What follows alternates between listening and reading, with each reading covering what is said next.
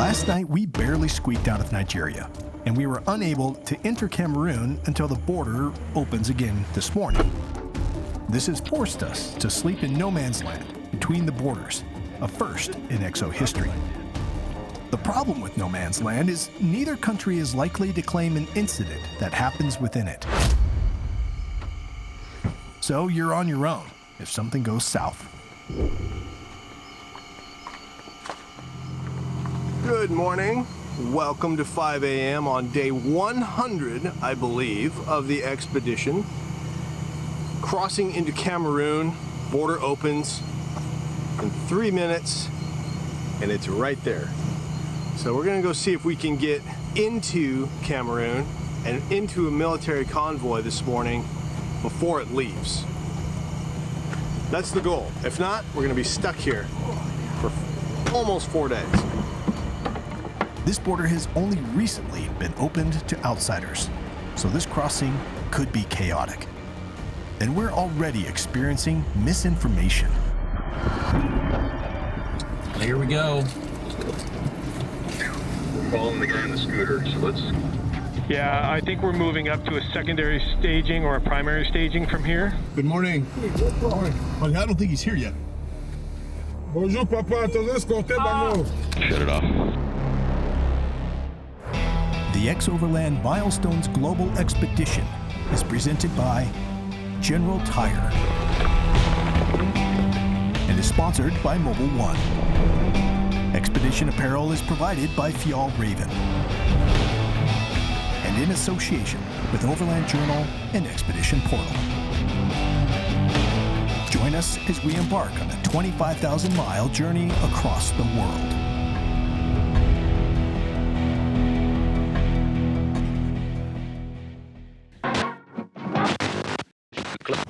At least 9 people have been killed in a small village in the west region of Cameroon. The attack, which happened on Tuesday morning, left at least 9 people dead and 10 others abducted. Eyewitnesses say about 30 gunmen arrived on motorcycles dressed in military attire. Shrapnel through the headrest right here. Spicy. Armed conflict as recent as 2 weeks ago has mandated that this part of Cameroon require a military escort for locals and tourists. The reality is that they're doing this for a reason. We're running under armed guards with probably 15 troops, 12 troops with us through this area, which means that it's real and they're fully loaded. All right, we just got the news that it's time to roll. I have no idea how fast we're gonna drive, what it's gonna look like, but we're being told to load up right now. Let's go. Here we go. Here we go. We all rolling good, 3? Happy as a clam. Sweet. What do you got behind you, just so I kind of know?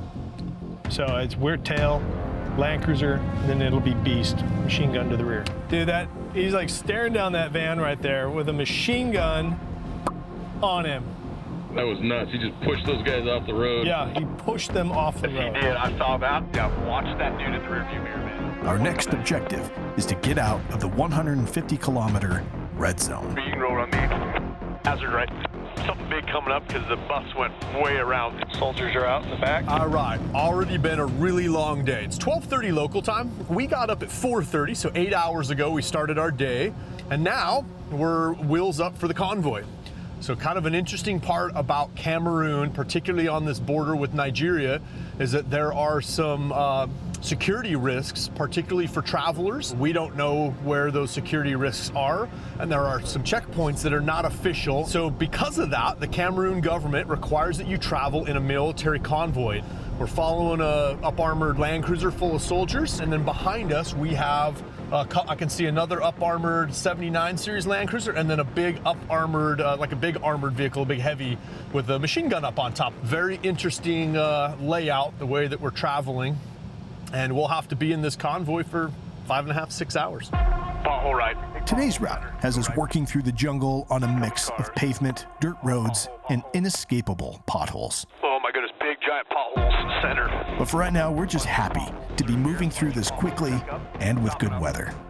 Oncoming moto. A couple hours in, we have now hit our first major town, and the military convoy leadership has let us know that we should proceed without them. No more machine gun? And this is definitely not part of the plan. We lost our gunner to the rear. Well, this is where we would bid farewell because they're going the wrong way. You guys all good going our way? And now we have found ourselves traveling in the red zone, alone, and the weather is getting worse. The jungle rain drastically reduces our visibility, but we are taking it as a win, because no one wants to fight in the rain, or at least that's what we are telling ourselves. I don't know. That's good to know. But all in all, Cameroon is like a surprise all of a sudden. Like all of a sudden I feel like we're in the jungle, we're in a new place, very, very different, very fast. The topography sure has changed. That's what I'm noticing. Being mountainous. Definitely the rainforest of the jungle, but the topography. Now we got hills around us. You gotta see this one has some big wheels.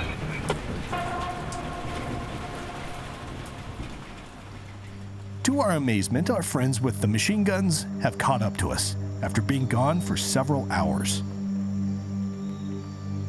It's been a total of 18 hours since we started driving this morning, and we've made it out of the red zone. In an effort to keep our camp location as discreet as possible, we split off from the convoy and head towards camp on our own. Kurt's got a camp spot all lined up for us. A couple minutes out. Pothole center.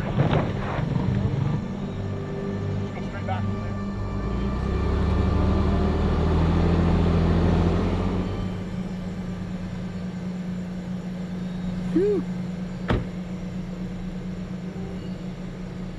That feels good. Long day in the saddle. Yeah, it is. Like I even got saddle sores, you know what I'm saying? I'm pumped that we're camping. Pumped that we're camping in the jungle. Cyrus and I were talking about food and bed. I'm all about I think we've all earned it. some din-din.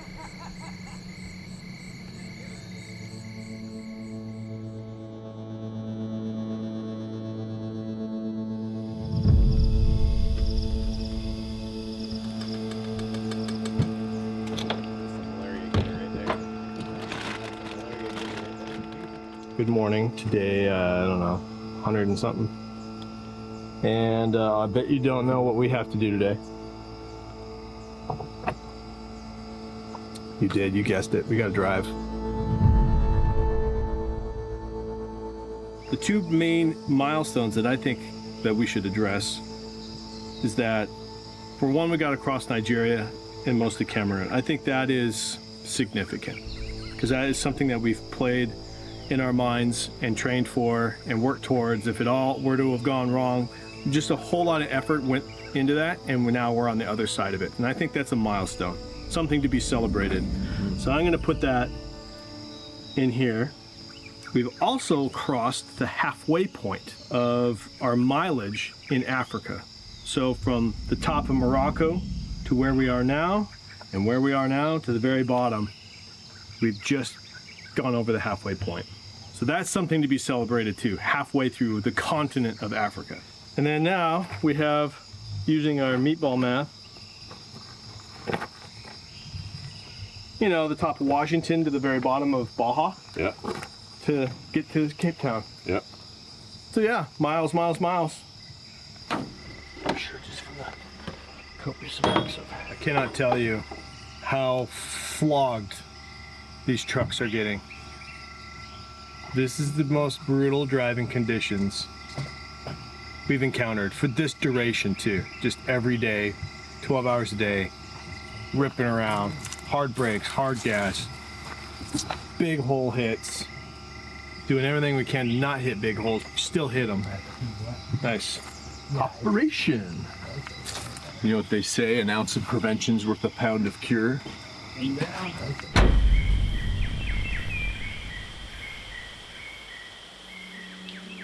Southern Cameroon is remarkable. It feels very safe outside the red zone, and it's evident that Cameroon will have great things to offer overlanders in the future. But it does have an interesting vibe. Straight out of Jurassic Park, beautiful. probably just a residual feeling after what we've just been through. Here in southern Cameroon, China has made some pretty big investments for their natural resources, which is changing the country, especially with their roads.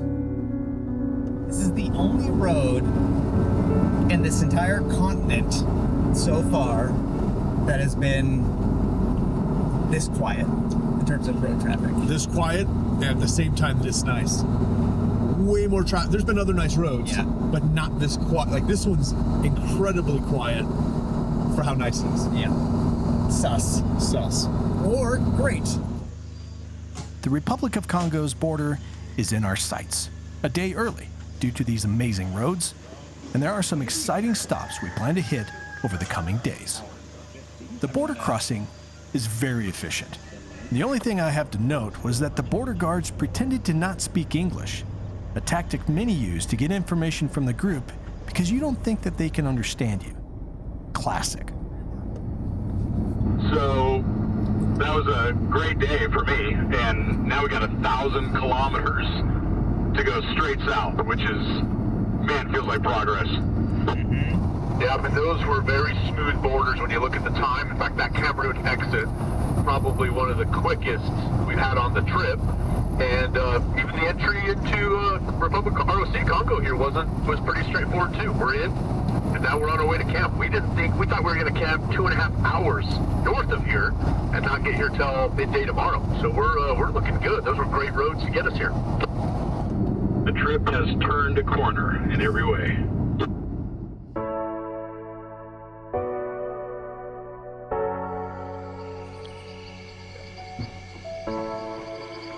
Tonight's dinner has been unanimously decided to be craft dinner, or mac and cheese depending on where you're from. Why that tonight? Well, because the humidity is causing the boxes to become soggy and the noodles are growing a bit of mold. So mix that up with some mystery sausage meat and, well, Craft dinner is delicious. Sausage in the craft dinner is delicious. Pepper was a nice touch. Could maybe use a pinch of salt. Total craft dinner score, 7.5. Ooh, out of 10. Or 11. It's probably the best craft dinner in Congo. Best Congo craft dinner I've ever had.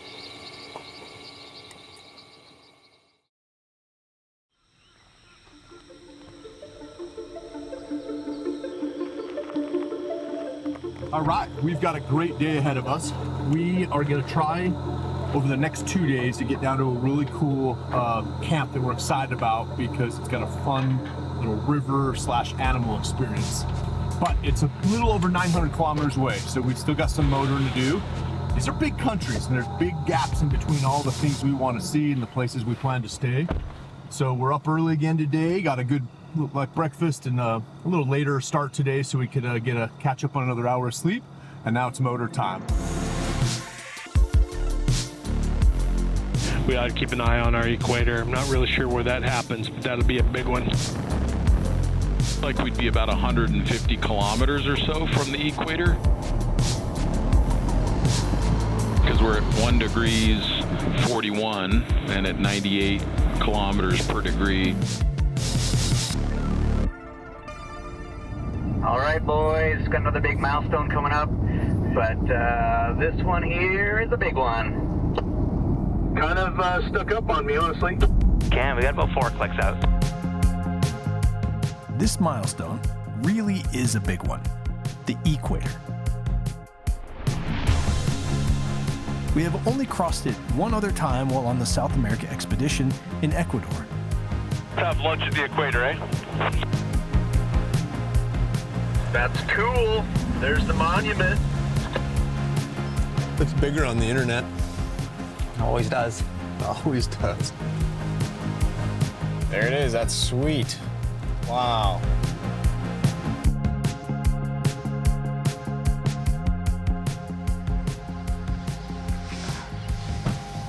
All right. How cool is this, Kurt? It's all overgrown and kind of like apocalyptic looking. This is a little apocalyptic, isn't it? Very cool. Wow. Wow. It's very Nordcap. It is. Feels very Nordcap. It left departure in Bozeman. Now it's been on the Equator. Got one left. It's crazy this has been what we've done this year. I know. It's unbelievable. It's all downhill from here. If you think about the globe, man, we're lucky we don't fall off. We out. Later, Equator. Later, Equator. Only 10% of the expedition mileage is below this line. And that 10% is anticipated to be some of the very best overland travel of the expedition. All right, here we go. Let's roll on out. It's a fun one. I love little scenes like that.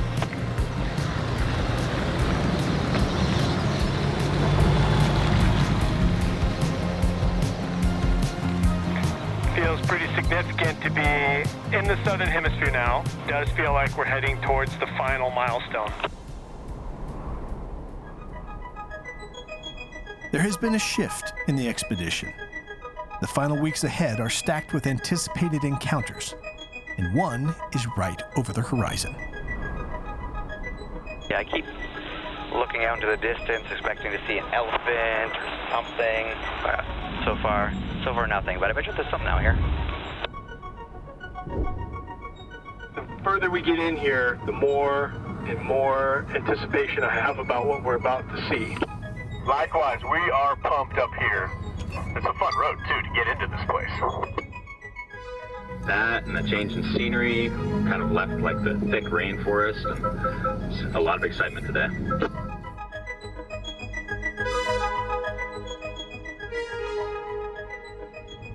You know, this low range coming up to this thick jungle surrounding a river.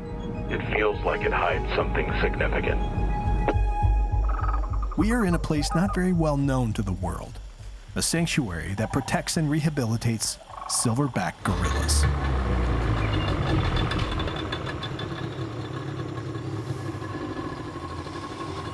That's a fast-flowing river. It's cooking. Probably why they don't cross it. Whoa! What?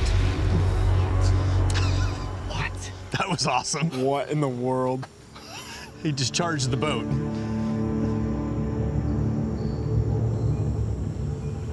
Do you hear that sound? That's an incredibly fast animal. What the world? Literally made my jaw drop. He's still right there. Well, this will be awesome.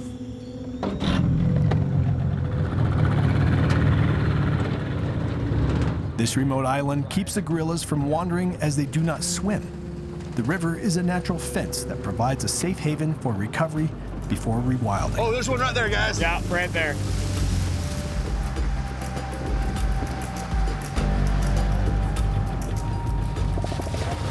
Oh my goodness! Whoa! Whoa!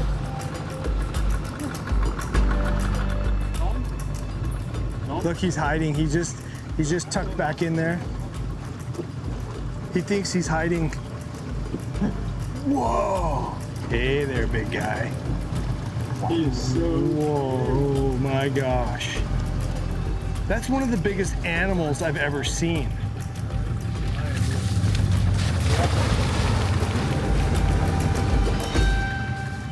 That is amazing.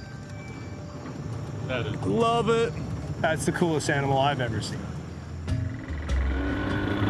It's our goal to see as many as we can today, and our eyes scan the riverbank for a set peering back.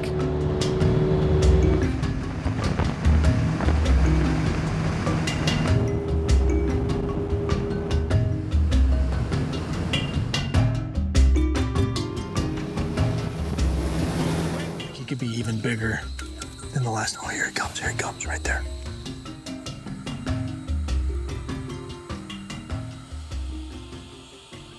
I just can't get enough of him. He reached all the way around and scratched the opposite side of his back. You can tell they do that a lot from both sides. Maybe. Yeah. Can you imagine living out here in the jungle and knowing that these are just roaming around you, being around, that these things live in the jungle?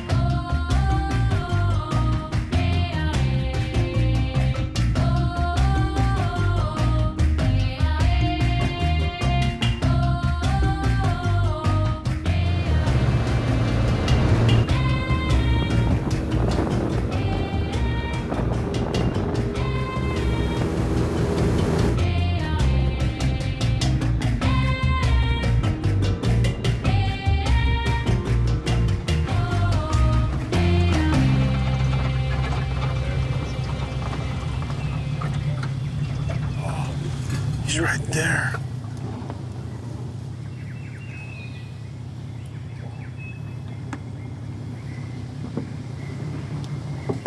Let's see. He's just right over the bank right there. Yeah, he like just peeked over, just came around, looked, and then he came back. Holy cow. Dang. That's so cool. Wow, they're so neat looking. Giant gorilla, probably 30 feet right there, just staring at us.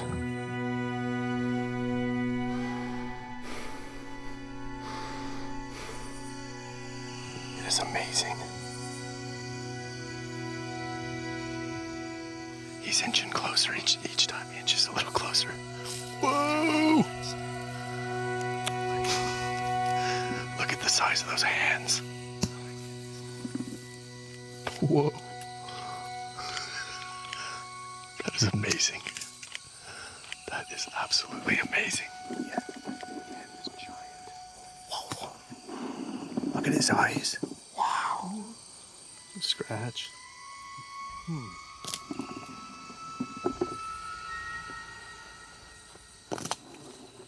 This is like breaking my brain. This is amazing, isn't it?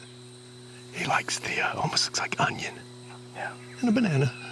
Peel and everything. Oh, no, he, oh, what? No. That is awesome. How does he eat? Look at that. Pops it right on out. Oh, look at that. Look how small the banana looks.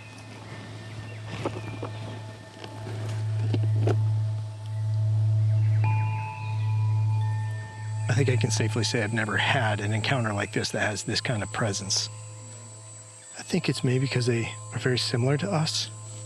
You know, you can see all the similarities in their hands and their eyes and their ears and their mannerisms, the way their eyes look around. I mean, obviously very relatable. And maybe that's what makes it more powerful. I mean, an elephant is impressive and scary. A grizzly bear is intimidating and scary. That thing's on another planet. That thing's another level of sophistication, smart, power, size of him. Wow, amazing, amazing. Males weigh between 300 and 500 pounds. The silver hair on their backs develops at maturity, around age 12. And each gorilla has a unique nose print, allowing individuals to be identified. You have to do that. Like, that is like a thing you have to, if you ever have the chance and the ability to go see a gorilla like that, you have to do it. I mean, that's a bucket list thing. Awesome, yeah, that's amazing. By any standard. Yeah. That close to that big of an animal is awesome. Yeah. Wow. Those moments are pretty few and far between in life.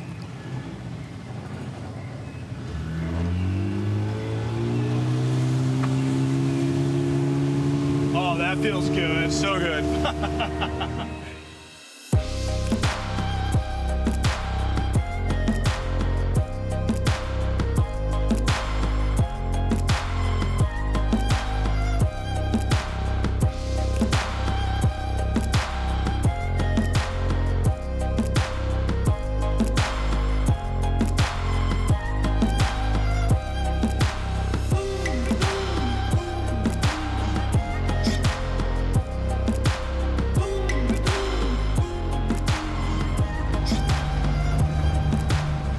Wow, what a day. Incredible day. One, I can go first. That one's gonna take a minute to process. It was just so amazing. Even the boat ride was fantastic. Yeah, the boat ride was so good. I have some things to learn on machismo and how to eat bananas. Mode. He came out and he was just like, made noise and retreated. Thump, thump, thump. You know, just basically go away. A very firm go away. My island. My island came out, said his piece, peaced out. Back at camp, we have our next border to solve, the DRC. Another dangerous country that currently has extended conflict along the Rwandan border. Kurt, what do you think about the fastest option of the DRC border?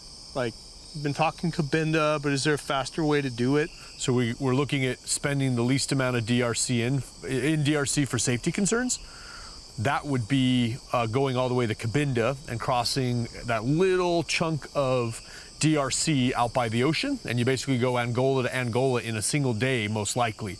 It's probably like 5-6 hours of drive time in the DRC. So cross DRC in one day and cross back into Angola in that same day. But that's a further drive from here to that point. Well, I think safety-wise, if that's the safest thing to do at this stage in the game, we do it. Yeah, absolutely. We're just balancing out a lot of things, aren't we? We want to be home definitely by Christmas, which is looking fine. Probable. But if we have any problems, we're still way north. We have a lot of miles to go. We cannot think that we're close yet. So tomorrow, we point our noses towards Point Noir. Yeah.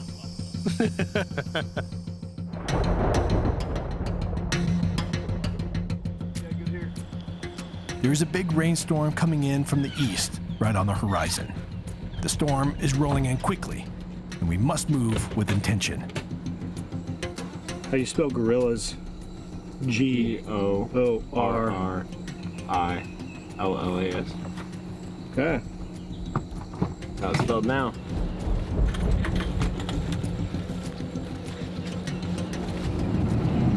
Boy, that storm's coming. Woo! Would love to stay longer at this camp with the gorillas, but this storm is coming in. We have this massive hill to get up, and if it comes in like we've seen the rain come in before, there's no way we're gonna get out of here. There's no way. We are on the clock for sure. Sounds like we got 640 kilometers, good long day in the saddle, and we'll see how bad the rain gets. Wonderful camp, gentlemen. We're working our way, as we work our way back up to the high. We'll give a quick preview on what we've got going on today. Game plan is to get as close to Point Noir as we can, which is the border before we'll drop into Angola, Cabinda. But we're looking at about 620 kilometers down to that spot. The roads of the ROC continue to be great. Record-setting time allows us to enter Angola a day early, a big schedule win. But the border was absolutely brutal. A Catholic church offers their yard for a camp spot for the night. It was a good day, actually, but it didn't go totally the way we thought it would. Made it into the border. First part of the border went fine. The second part of the border did not go fine. It took forever. It was the most painful process to get out of there. It felt like we were somewhere in Central America all of a sudden. They were frustrated with themselves by the time we were done. So I think we're going to crash hard tonight because tomorrow is a big one with 2 borders to go. Fun times. It's time to go to bed, everybody.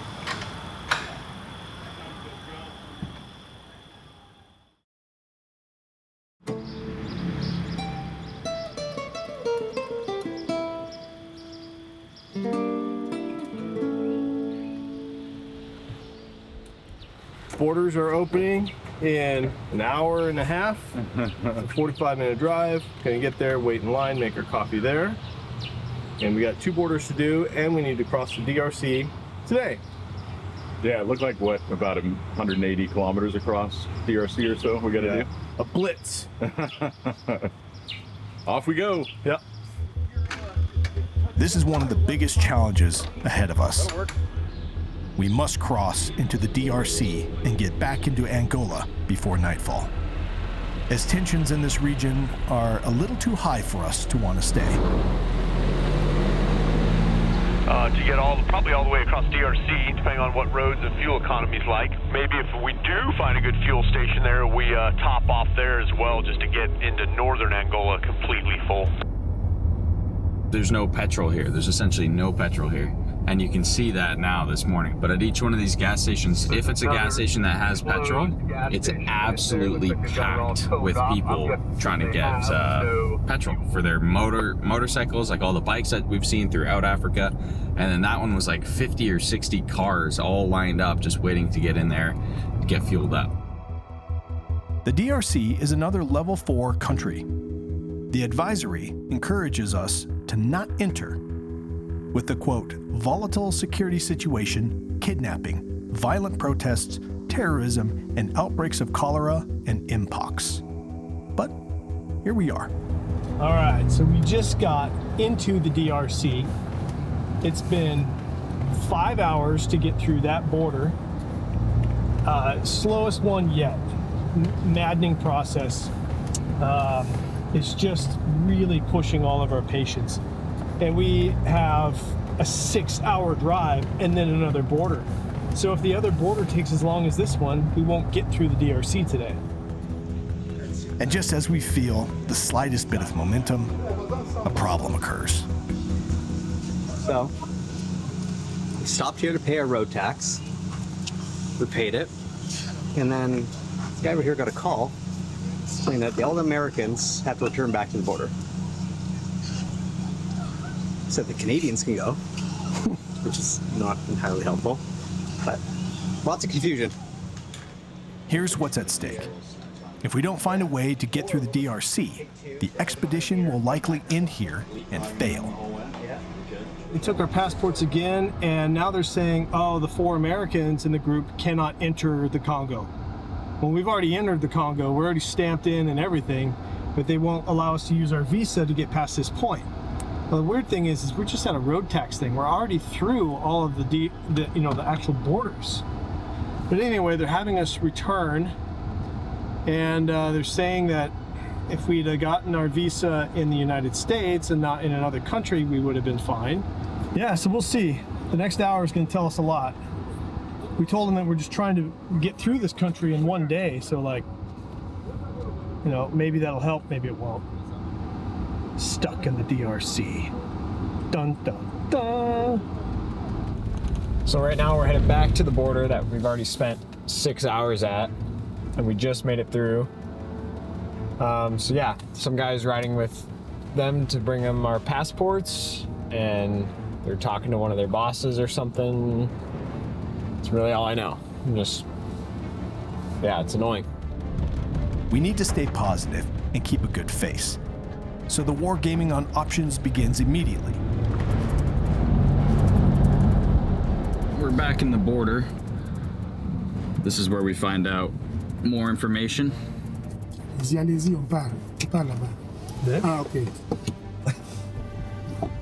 Okay, here we go. Positive, that's good. Or whatever. Getting there, we're getting there. So we're back here at the border. We found out that the visa we got at the embassy, I believe, girl, where did we get it? There's been a lot of things involved, but the visa we got was wrong. If you're an American and they give you that visa there, they weren't supposed to, because you're supposed to get it in your home country or go to Kinshasa, which is where the big embassy is, and get it there. Since we're at the remote border, I think everybody took it, or they were fine with it. I mean, we were 10 clicks into the country before somebody said, wait a second, Americans? No, you can't cross this border. So here we are back at the border, and they're going to give us a transit visa now, which instead of having a 2-year come and go visa, travel visa, now we're going to have one that gives us exactly 7 days to get through the country. Shouldn't be a problem, because we were really planning on being through today, running a little behind, but I think we'll be able to make it work. And he felt bad. He said multiple times, this is not your problem, this isn't your fault. They shouldn't have done that in the embassy, is basically the way he made it sound. You're supposed to go to an embassy and would have otherwise made tourists go to the embassy in Kinshasa. So, interesting point is but how did you even get into Kinshasa? I'm guessing they do follow a dude on a scooter, or take your passports. I don't know. That's a good question. But the interesting point is the Canadians are told flat out by their own embassy that they cannot get a DRC visa except in their home country, being in Canada. They got one and they're fine. They were told, you guys are good to go. They were the ones at their embassy said, no, that cannot be done. So now we know. Now we know. We were just about to leave. We got our passports, and then all of a sudden, these 2 guys came out that work at the border and said that they have to come with us to Matadi, which is the border town about 6 hours away or so. So to me, this is a plus because it's pretty much a free pass. Right. Yeah. We get stopped. We have two dudes who can deal with it. They speak the lingo much better than me and Richard speak French. They can deal with anything. So I'm pretty happy with it overall. This is kind of cool. Also, as an FYI, while we were solving the border problem inside, a military squad came into the border and arrested 2 border officials for corruption. With our new friends on board, we make a few odd stops for some publicity stunts with higher level border commanders. And thus, our time has vanished. What did he say? They've called them, they said that you didn't pass here. If you pass here without our presence, they will catch you. Go back. No, tell us to go back. Go back. Good thing we have you. 8 hours later, we're at the border agent's base in Matadi. We are supposed to get 2 new guys that will work to get us across the border. There go our security guys. We'll see what's happening next. You're getting 2 new ones. Crazy driving in this town at night, especially after all day. So we are now in, what's the town's name? Matilda? Malatida something? So we had Patrick, the guy from the border, ride with us all the way to here. And then they got here and they were going to give us 2 people to go across the border. Of course, the Angolan side is closed. So we knew that. We were like, it says it right on Google that it closes at 8, but they said, no, they'll get you through. And so we had told them that. And then now we got here and they're like, oh, you're going to have to stay in our customs yard right here because we're not going to take you across and we're going to take your passports. And they left with our passports. It's kind of weird. Kurt is visibly frustrated with the whole thing. I am trying to piece together what's what still. Like, you're like, are we being duped? Or is this just what is happening? I don't know. I don't know. I do not have the answer. Hopefully our passports come back in the morning. It is possible we're under house arrest. Only the Americans are, for lack of better terms, detained, and only the American passports have been taken. That keeps Richard and Peter in play if we need to move vehicles across the border. All right, now what I didn't say earlier in that interview, how pretty insane that driving was. It's pretty nuts. Oh, driving was nuts. Yeah, that checks every nut box. Yeah.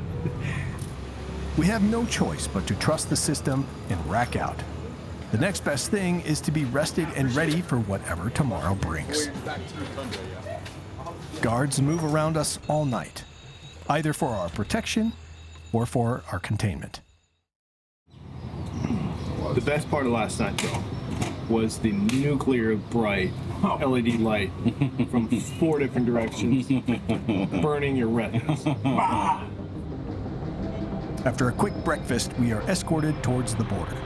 Thankfully, they have granted us permission to put on fuel. Just topping off on fuel right now because we'll be in really northern Angola, so we don't know really the fuel situation up there. And the last chunk of Angola we were in had no gas anywhere. So we're topping off here so we can burn south a ways before we need fuel again. The commander comes in this morning, everyone salutes him, hands us our passports back, 3 guys into each car, go to the border. You can get fuel first. So here we are. Africa teaches you a lot of stuff. It's always teaching you things. And one of these things is to release your sense of control. Because a lot of the times you think you have control over something, but you don't. There's something around the corner everywhere. It just really reminds you that we're not in control of our lives.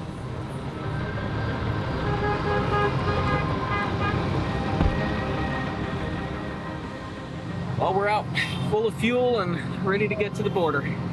Let's go.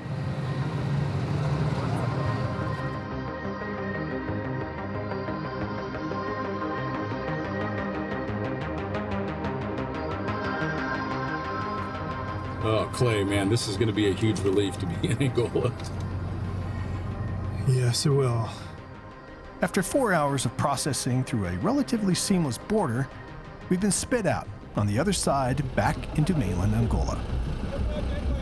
The sense of regained freedom is very refreshing. Well, I don't really know what to say, actually. I mean, we're finally in Angola. It's very nice to be here. Feels great. DRC was fun, but I'm excited for Angola. Yeah, it was more interesting. This is gonna be great. Yeah, I think the DRC is like type 2 fun, you know, where somebody, you know, it's fun now that you've been through it and it was kind of crazy, but I wouldn't really want to go do that again. Yeah, I think next time I go there, I want to do it with fewer escorts. This is the main road out of town, and everyone has to navigate this. Good thing it's not the rainy season. Hey, remember when we met Cookie or Coffee or whatever that guy's name was, and he got our visas all sorted out for us on the down low late at night? Maybe rushing those through made him do them incorrectly. Yeah, maybe. And have you ever seen a semi-truck navigate something like this? I haven't. But for this truck driver, it's just another day.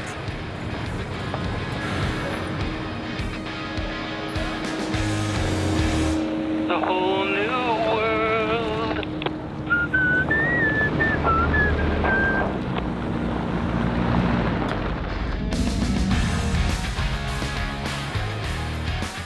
Richard and I are here appreciating the different change in topography here. Like, obviously the flora fauna is changing a bit, but these rocks and stuff, the black rocks on the left are cool.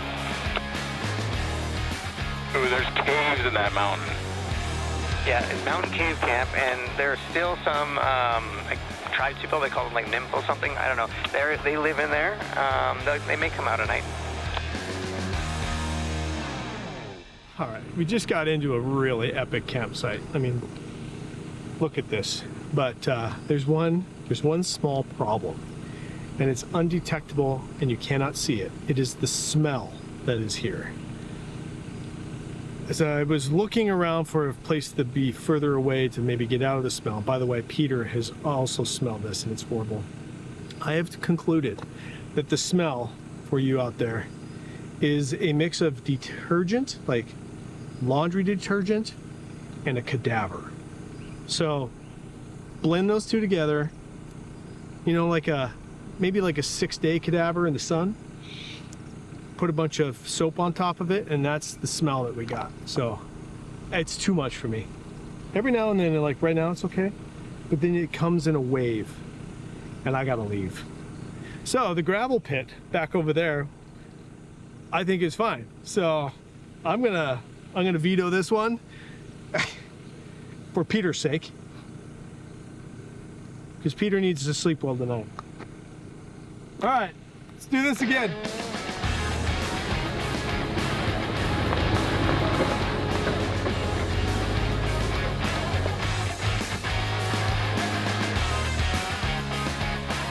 Thanks, guys. This is a very cool place, but I don't think I would have slept very well or ate very well through the night. Thank you.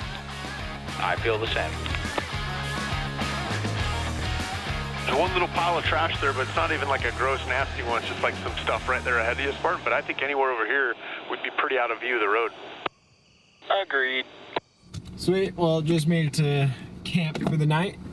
Proper camp, not the cool cliff, but it did smell pretty bad. It kind of, to me, it smelled like vomit. So we were thinking about putting Roman right here. It's much, much better. Thank you, everyone. Right. Thank you. Peter really needed to switch it up. One for all and all for one. Peter made us move to the great camp. Because he's like, oh, it smells wasn't bad. great. I'm gonna Wasn't vomit great. in my sleep because it smells like wet vomit on carpet. It was bad.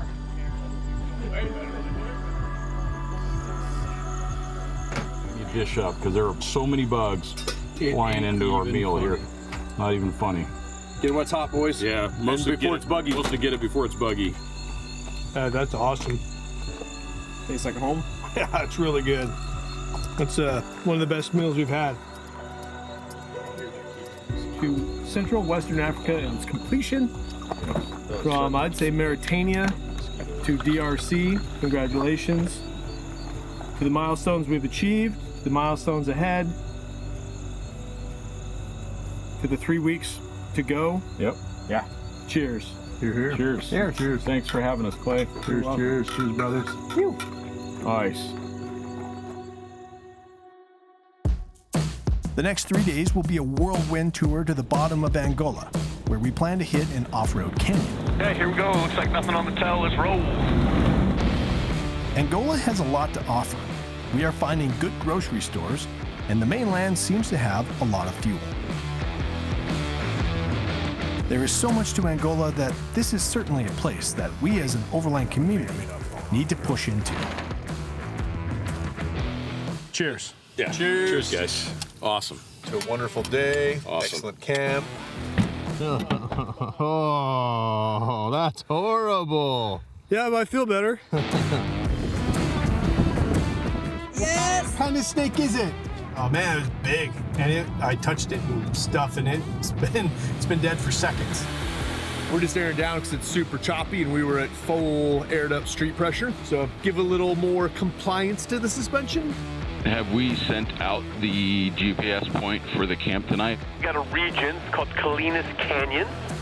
After another 500-kilometer day, we have officially made it to camp. I think everyone's pretty hungry, so we're gonna have some tacos tonight. It's Taco Tuesday. Yeah.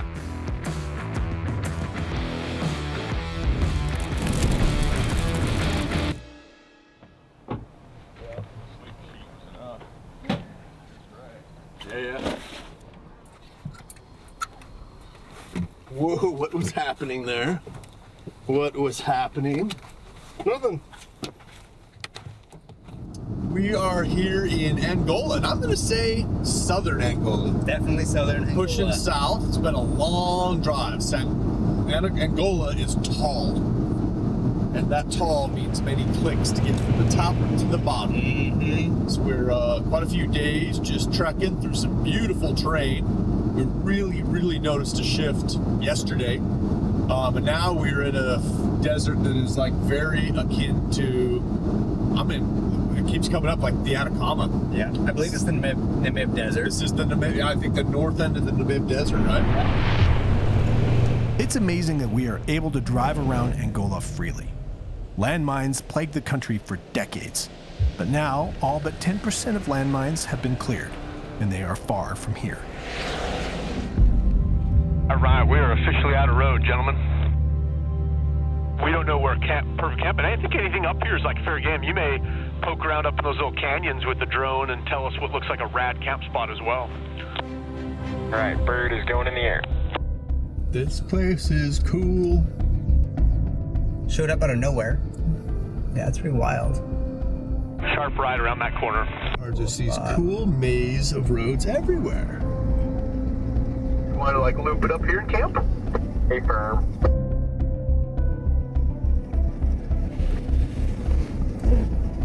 Sweet. This place is awesome. Wow, what a spot. Yeah. Oh, it feels good to be in Angola.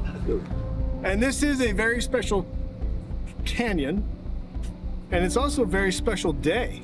So around the world, and particularly in the United States, all of our families are having Thanksgiving today. So tonight we're gonna muster up some sort of Thanksgiving meal in the middle here of Angola in the canyon and have an awesome night in this rad place. We saved this special device for a very special night, which is tonight. This is the air fryer. And way back up in Morocco, the team was able to find a whole bunch of frozen food that we're gonna cook off for Thanksgiving, like chicken tenders, French fries, and even some potato wedges. So definitely some food we haven't had in a long time. We're gonna bust out and get cooked up for this special dinner in the air fryer. I think it's so easy on trips like this to get completely caught up in what's next, whatever the next activity or whatever the next navigation challenge or border challenge, or in our case, visa challenge. But it's so important to remember every day to be grateful for the fact that we get to have this experience at all. I mean, I'm humbled to be here right now. It's one of the most beautiful places on the planet. So French fries and gratitude. Meatball time. Oh, tragedy. I'll rinse that off. I'm thankful for everything. I'm thankful for you guys. Thankful for this wonderful campsite. And of course, all the things back home. Family, my lovely wife, my Land Cruisers. Thank you for dinner. You're welcome. Absolutely. Thank you all for being here. A lot to be thankful for. Yeah, absolutely. Every day. I'm thankful that we're out of borders. Or out of visas. Out of visas. Thankful that we got to see the gorillas. That's really cool. That was neat. Thankful we don't have to go in any more military convoys. Agreed. Thankful that we made it all out of that safe. Yep. So did the trucks. And the trucks, yeah. I'm thankful we actually made it to Angola, not just mechanically or anything else. There was a moment there where we were planning to leave trucks. Didn't look like it was going to be doable. Yeah, it may not have been doable. And it's good to be here. Known you for 20 years. Yep, good friends. 15 years with Clay. About the same amount of time with Cyrus, he just doesn't remember. Crazy. At least 10 years of Richard. Yeah, there are few enough days where you can kind of look forward to the end, and there are enough days to enjoy what we have left. Well, I think everybody should call home tonight, use the sat phone. It's a good time to use it. Yeah. Not in an emergency, to use it to call and talk to somebody at home, say hello. Will we have enough minutes, you think? I think so. We've got about 1,170 left, so, you know. Just enough? Just enough. Keep it short, yeah. To a wonderful night, wonderful friends, wonderful place. Happy Thanksgiving. Cheers, Thanksgiving. Yeah. Thanksgiving. All right, to Namibia and South Africa. Let's do it. Cape Town. That's right. The final chapter. More adventures to come.